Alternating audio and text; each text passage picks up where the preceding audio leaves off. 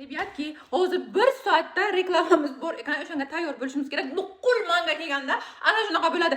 Men bemalol yuriyman, dam olaman, hech kim gapirmaydi. Aynan ishim tiqilinch bo'lgan paytda menga reklama chiqib qoladi, syomka chiqib qoladi, ish chiqib qoladi, modellikka aytishadi.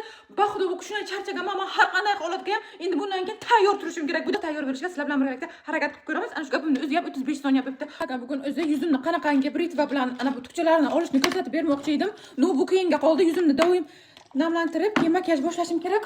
Bilasizlar, men makiyajni oson qilish uchun nima qilaman? Avval birinchi o'rinda yuzimga konturing chizaman, undan keyin tonalni chizaman. Ishoninglar, effekti bor, prosta bomba bo'ladi.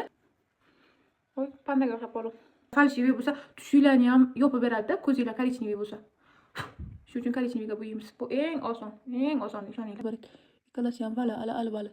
Bir-biridan bir tili farqi yo'q. Prosta bu kabaretni menga shotichkasi yoqadi, popani esa nima panoramani esa tez qotib qolmasligi yoqadi. Kabaret yaxshi bo'yagani bilan bir oydan ziyod ishlatavermaysiz. Men shotichka bilan bo'yayman. Ishonasizlarmi, вообще oson bo'ladi. Qaranglar, qanday qilasizlar. Ana bu gel, ana bu shotka, ana bular nima birorta qanday men ustiga qildim. Tenimni qopog'ini ustiga shunday botirasizlar-yu, shunday shotichkani shunday botirib olasizlar-yu, shunday qo'shinglarni ustiga shunday taraysizlar. Qo'shmoqda bunaqa qoliplari tax emas-u. Lyoqkiroq, yumshoqroq, qo'shilib o'tadi. Endi yuzimni qolgan joyiga pudra surib chiqaman. Juda ham bir rasvo xabarim bor sizlarga.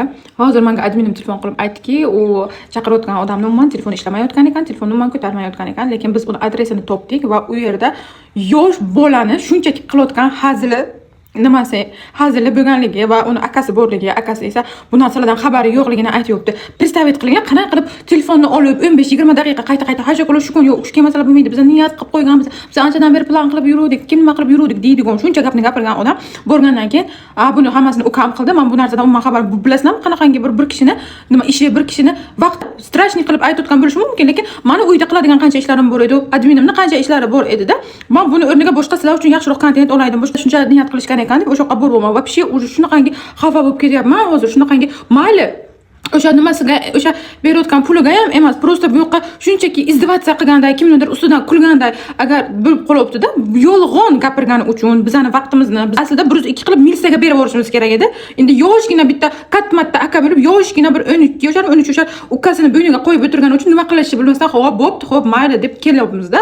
Shunday achchig'im keldi, shunday asablarimga tegdi.